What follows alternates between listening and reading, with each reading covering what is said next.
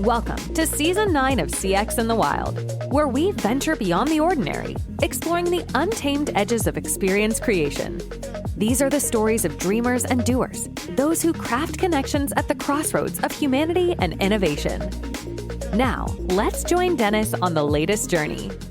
Thank you for taking the time amidst your new, very busy family life here in Portugal. We're on CX in the Wild. I often open up the show by just asking who you are and what's keeping you busy these days. Okay, so I like to describe myself as a passionate person, passionate about people, passionate about experience, passionate about learning. And what do? I work currently for a company called Schneider Electric as the global customer experience and satisfaction, focused on distributors and electricians worldwide, defining the strategy, the customer experience strategy, and making sure that they are happy customers. Nothing too serious, just making the entire world happy and your new son happy. Exactly, and that new project, obviously. You know, if I'm being honest, having 3 children of my own, and I will, since, you know, this is CX in the Wild and we're supposed to be friends here, I'll show you a picture of these children here of mine, which are, I'll show you these little, I'll show you this. So this is the last one. I won't bore you with all those, but this is the one that just left the nest. Yes. God. So she just left the nest. And let's just say, as a customer experience professional, but also a mother, and as a human, we all have an opportunity to take responsibility for our participation in the crafting of the experiences of those around us. Exactly. Never more pronounced is it than when we're talking about a child. A child's friction with the world, or its efficiencies, or its CSAT, its childhood satisfaction score. All of these things amount to the same things. What is the vision? What is the strategy? And what I will say is what really makes the difference between success, different levels of success, is the parent or the leader's ability to thrive in uncertainty and adapt appropriately. Exactly. And that's if we want to establish a metaphor of creating a child, I think one of the moments that I have so far in these first 4 months is the fact that when a child is born, that one of the first things they acquire is this need of human interaction. It's after 3 months that when they start looking at the world, the first thing they start to use is their smile to establish this interaction with other people, to conquer other people. And if we establish this metaphor to a company, to a brand, one of the things that I'm really interested is we have all these new trends with artificial intelligence, with digitization, and making sure companies become more efficient. But the human part, it's still relevant, it's still important, and it can make a big difference, right? So this is something that while I've been in this new personal project, that I've been thinking very deeply about, because I believe that there's almost a fear of missing out of most companies by the fact that we all need to conquer AI. We need all to be very digitized. And then we tend to automate as much as possible. We tend to, sometimes in the relationship with customers, to be very efficient. But sometimes humans just need to talk with humans. And this is one of the learnings that I started to realize during this period of time. You touched on there something important about resiliency. So something that parents begin to understand that is sort of quite astonishing is the resiliency of children. And I think the same could be said of a corporation. Your corporation is going to be just fine if you don't get AI today. It'll be okay. If you don't get this thing or do this other thing immediately right now, all things don't have to be done for customer experience inside a corporation. And I think active listening, being participatory in the evolution of a child or evolution of a corporation is so central. This idea of empathy. So a parent's empathy or a coworker's empathy, these intangibles that can't be quantified, they're so important to the success of crafting experiences that matter. For sure, for sure. And I even if the experience is not perfect, if you have a human that interacts with you and apologizes, connects on an emotional way, the customers will forgive you if the experience was not perfect, because there's someone with empathy that listened to you, heard your complaint, and make you feel heard. I think it's something that it's very important to customers. Even if the experience is not perfect, the fact that the company do care, that's something that they tend to forgive faster than if they do feel that something is broken in their journey and then there's no human to talk with.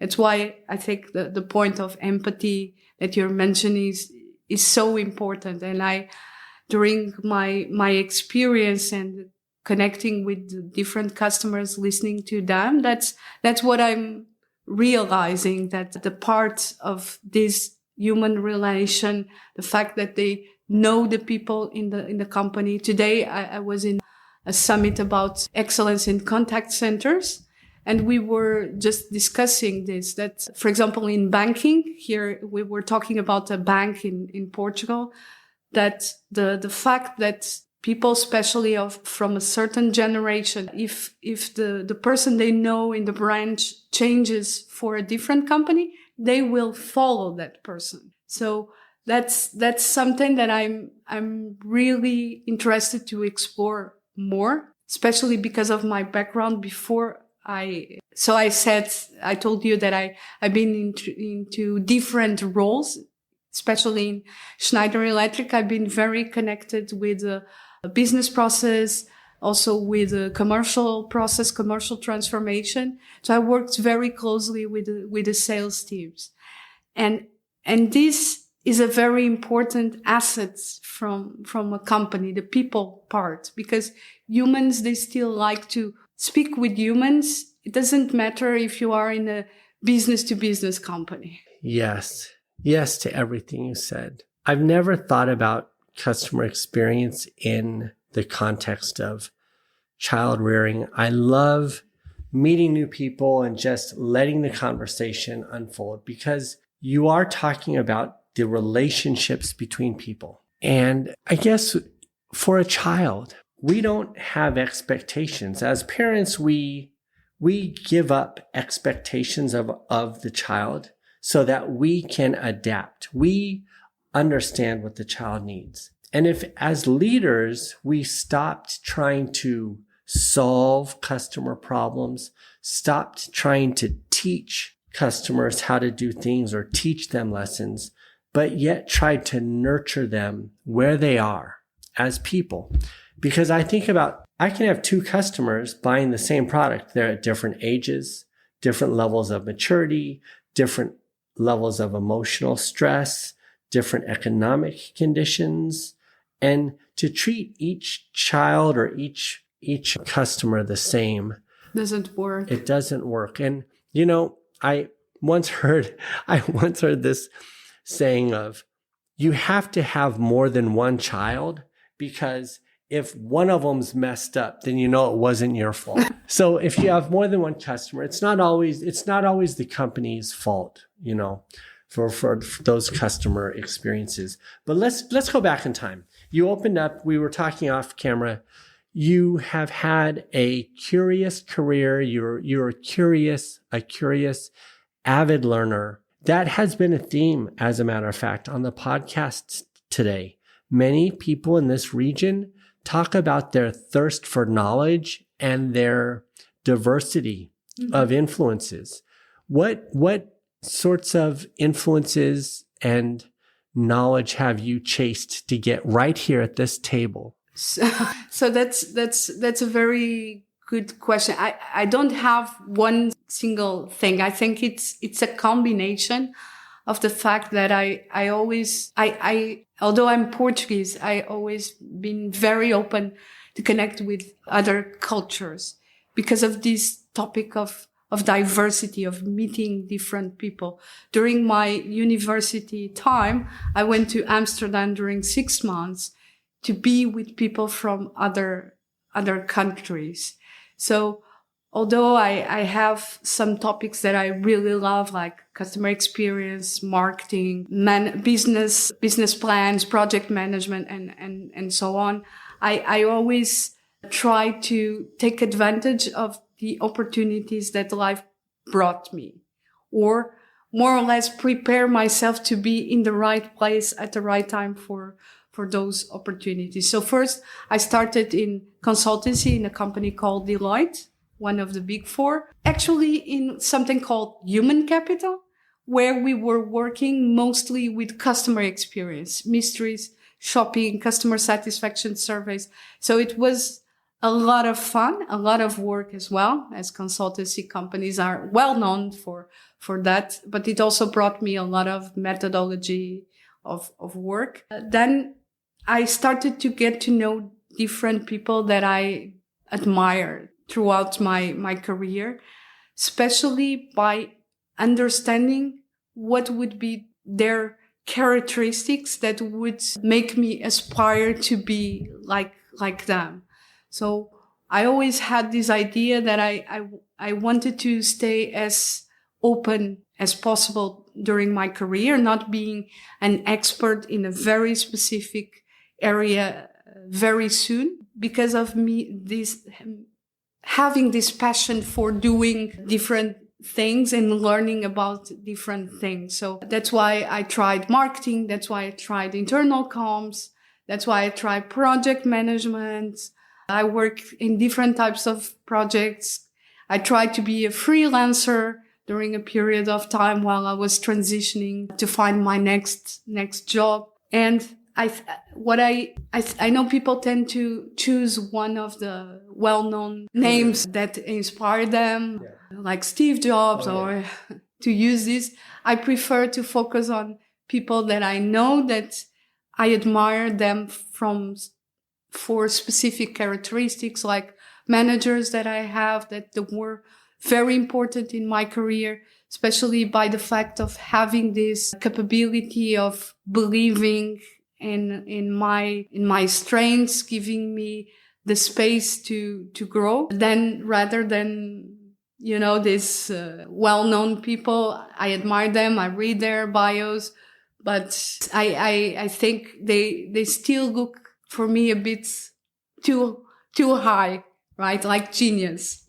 I understand exactly what you're talking about. There is so much we can learn from everyone, even around us. Yesterday, I was in a conversation with someone, and, I have a tendency, my personality is, when I start to think about something, I start to think about it in all these different facets. I analyze, and I get almost, I guess not even almost, if you knew me, I'm obsessive. Once my mind gets on something, it's almost impossible to pull it off, And so much so that I don't even think that, like, coming off of it, my mind is like, to do what? Go back to it, Though if you stop thinking about it, your whole mission should be to get back to it. And someone was explaining to me how important it is to think about it and then let it just sit there. You don't have to you can think about something else at the same time and getting these perspectives. So what I think you're talking about is when you admire these people, you learn from their different perspectives, their wisdom. I would say that you've accumulated a lot of wisdom from people around you in your life. Sure. For sure. And one of the things that I also like to do is to give back. So that's why I do very often mentorship to colleagues in my company or people from coming out of university, because I think it's a cycle, right? You receive, you give, and then you also receive back. I like to be in this constant mindset of recycling. That's why when I was thinking about the next step of my career and there was this opportunity to go back to customer experience, everything made perfect sense that my next move should be in that direction. And the fact it seems like why haven't I come back earlier? Because I really love the topic. It's so broad. It connects with so many different dimensions. And the fact that I have a background that touches human resources, sales, marketing, a bit of logistics, contact centers, you name it. It's so rich that now when I look at things, I have a much more broader perspective. It doesn't mean that I'm better or not. It's just different. I have a different view than I would probably have if I had chosen a direct route always in the same area. You're really talking about there, I think, is logic, a logical career path, a progression, one where you scaffold and build based on a deeper and deeper sense of expertise or a finite set of process, procedure. I often think that customer experience as an idea is really a new operating system for business. And here's my premise. I think that the Industrial Revolution gave us the factory and gave us the ability to produce goods rapidly and scale. So if you think about the factory, before that, it was hard to scale manufacturing. I think what customer experience does is it's the operating system of business for a global economy because it addresses humanity and commerce differently than supply and demand.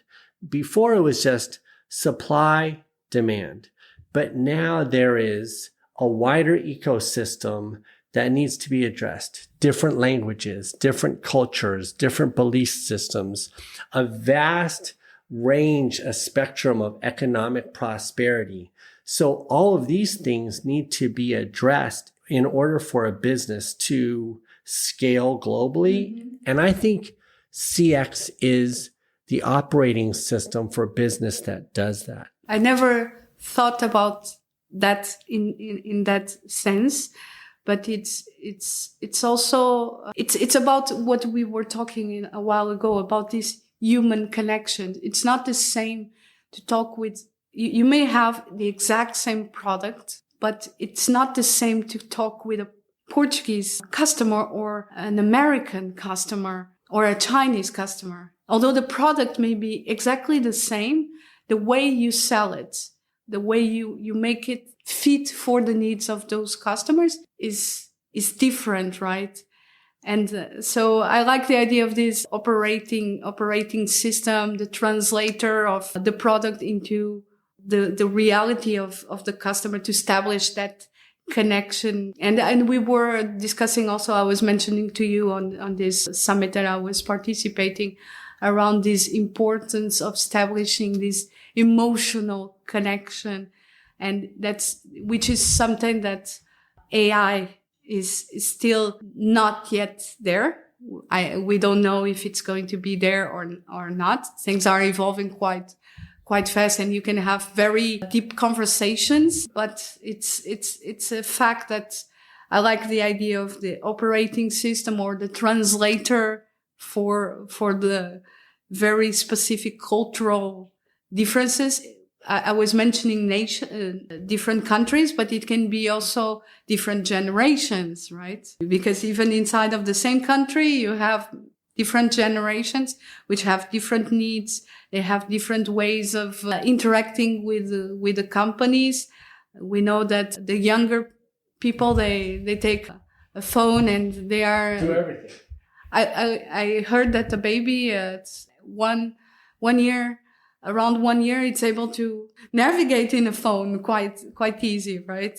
But that's not so easy for someone that has never used a phone, that it's from an older generation. And companies obviously need to be aware of these differences depending on the field they are working on, right? It's true.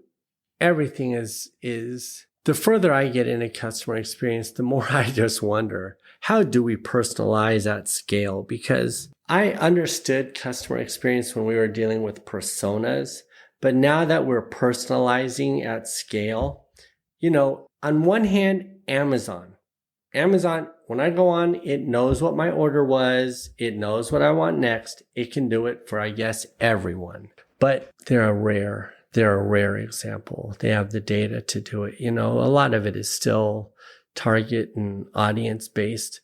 But I do think we're going to get there. But even then, we're still talking about transactions. We're not talking about my moods so there's a lot to grapple with. To your point, AI may not be able to sense as much as we think it. But it may help, right? It'll help a lot. With data. If you have good data, with AI, you can assist another human being that may do that personalization, depending, obviously. I mean, it's more easy probably on the business to business side because the number of customers is smaller than the business to consumer, but still you can always with data find common trends and try to personalize that communication. So true. AI certainly is going to help us process more data quickly. When Joan, you were talking to Joan, our producer, she said there were some topics you'd like to cover today. What would you like to talk about? One of the topics that I was currently before I left for maternity leave working is the shift to sentiment that we are doing in my company and that many companies are also looking at. So the fact that we've been working, and as many companies continue to work on the Net Promoter Score, but we are facing this survey fatigue. There's this very funny cartoon that shows that shows a phone saying how happy you are on a scale of 0 to 10. And then there's two guys speaking, well, I'm almost regret buying from this company due to the fact that I now need to receive this survey, right? Yeah. And by the way, you just mentioned Amazon. Amazon is quite repetitive in this sense. Every time I buy something from Amazon, there you go, a survey after one day again. Can you please tell us your opinion about your experience? I don't think I ever get those surveys. I don't know why. Maybe you have some secret to share with me. Yes. It's quite annoying. So, but to your point, what we realize is that the old traditional way of asking questions to the customers based on Net Promoter Score is over, and we want to go to another era where we really want to focus on what the customer is telling us from their experience. And the way the customer is telling us is also very important. And based on that, to detect what would be their feeling when sharing their feedback to us. Because the customer, if there's a problem reaching out to the contact center, he will write or say how he feels about that experience. And that's much more valuable than obviously give me a score from 0 to 10. Here's the thing. what's amazing to me about these scores and these surveys, and it just blows my, I understand we have to have a number of something, but if you ask a person their opinion in the morning when they wake up and their opinion in the afternoon and the opinion in the evening, I don't think you'd get the same answer from the same person on anything. Exactly. So I don't know how accurate those things are. I think sentiment is getting better. I do think that AI has a little bit better grip on the changing of moods because it can analyze context, Exactly. So I think that's good. And I do think that AI's ability to read and analyze sentiment in a closer time period to when things are happening is a good asset for us.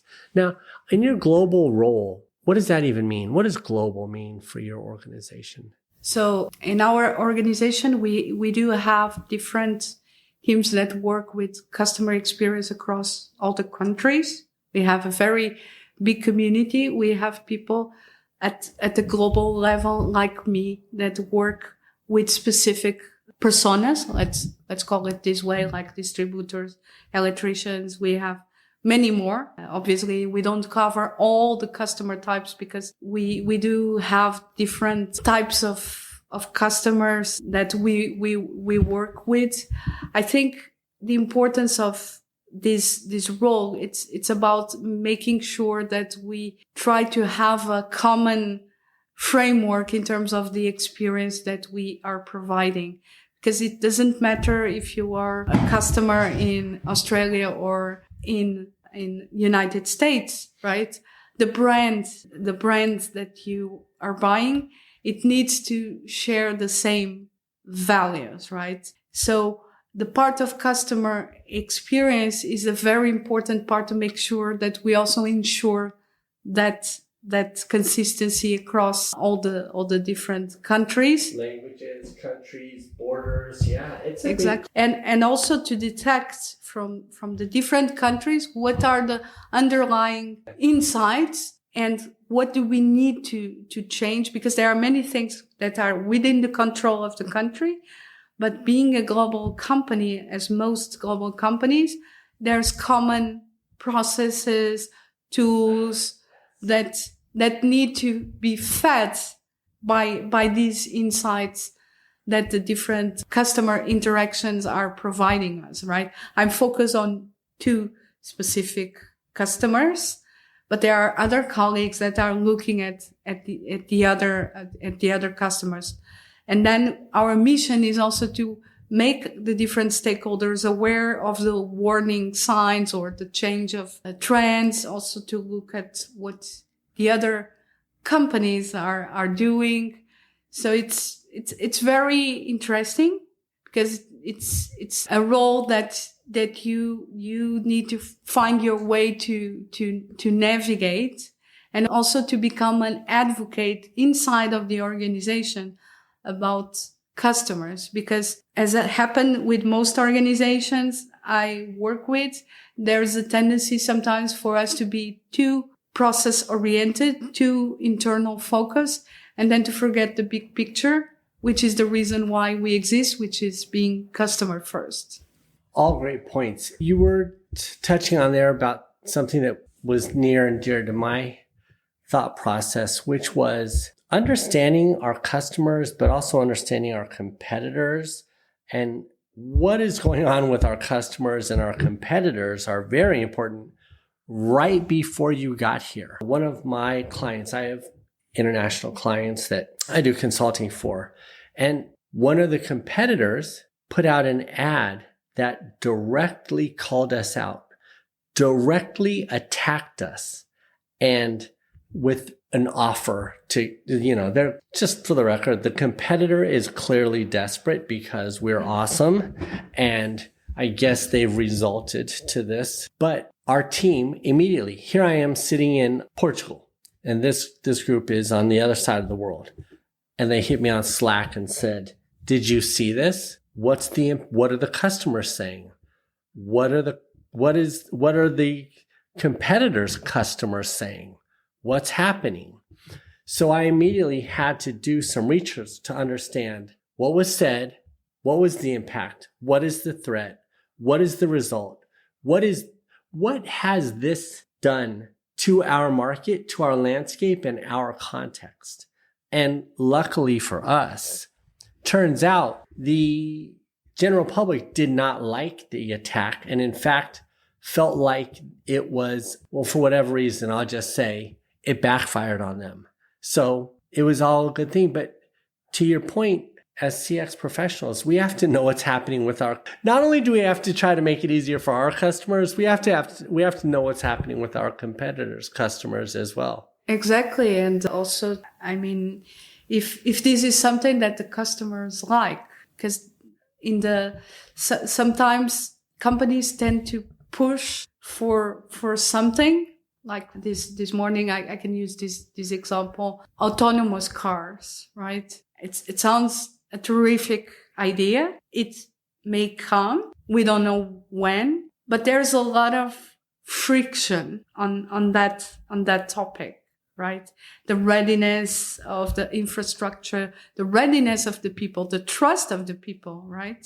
And in this area, I think the reason why they are not here yet is exactly because of that, because the risk of failing is still too high.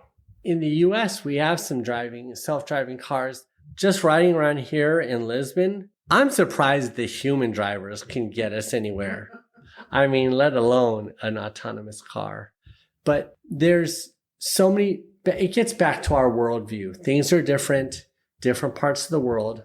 I guess in just sort of to sum up your perspectives for our audience and give them some key takeaways. You have a global perspective. It's nuanced in terms of understanding that there are different languages, there are different levels of economic factors. You astutely, and I think I'll take this with me, brought in the competitive landscape as it's an entire another dimension of all these different factors. But at the end of the day, it's very simple to you.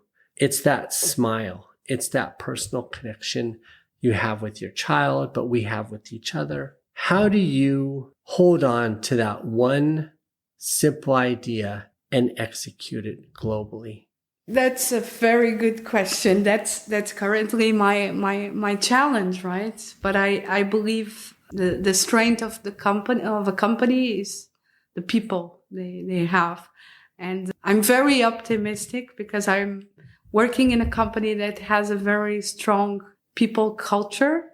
I think is about making sure that we spread the message and that we bring the good examples that we find worldwide. That's a benefit of being in a global scale, is that we learn from each country and we can share with each other those learnings.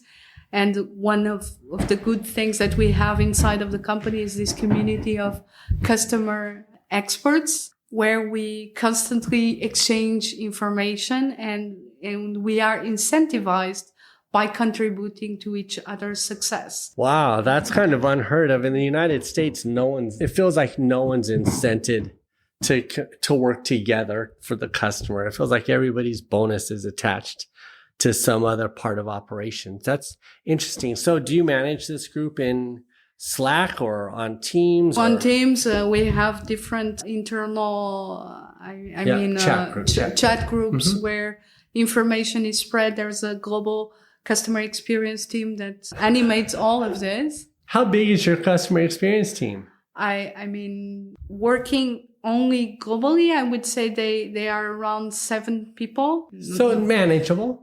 Yes, but then each country has their own customer satisfaction, customer experience leader. It's different setups. It's not exactly the same, but it's a quite big. But you've built a real-time, agile, internal, operational conversation. I mean, not me. But your team. The team with whom I connect, right? Yeah. Who are responsible also to animate people like me to do better their job, either through the tools, process, external insights. It's quite amazing. But I guess my point is, it's a team sport. It's a team sport. It's not siloed. It's a matrixed solution. Exactly. Transparent, real-time or active, proactive communication, knowledge sharing. And that is so central, that teamwork to... That community. It's a community. Yes, it is amazing. Well, you'll have to join our international Slack group also because... Okay. So it's so fascinating. I love that you've spoken about agile teamwork and community, empathy, smiles, evolving experiences. You have this chance now with your new addition to your family to craft the greatest experience of all time. Do you have a strategy?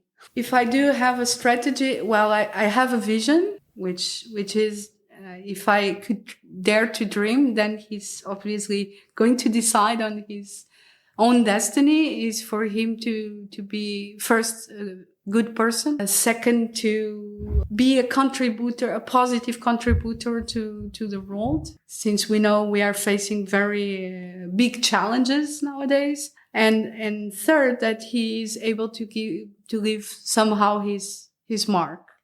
So I want to make sure that having these three ideas in mind, that I'm going to give him all the tools and the equipments for him to be successful. But I know it's only 50% of the job. The other 50%, it's outside of my control. But I promise to be the best that I can for him to be prepared for the future. All great strategies can be applied to customer experience and parenting. Thank you so much for coming in. I don't want to take too much of your time. I know you want to get back to your family and your important global work. Thank you for stopping by here just to visit me on CX in the Wild. And I hope to come back and visit again someday and see how all your projects are going. Okay, and it has been a pleasure. Thank you so much. The journey doesn't end here. Keep exploring the wild world of experience creation with us. Each episode offers a new perspective, a fresh story, and another step into the unknown. Stay curious and keep listening. You never know what you might discover next.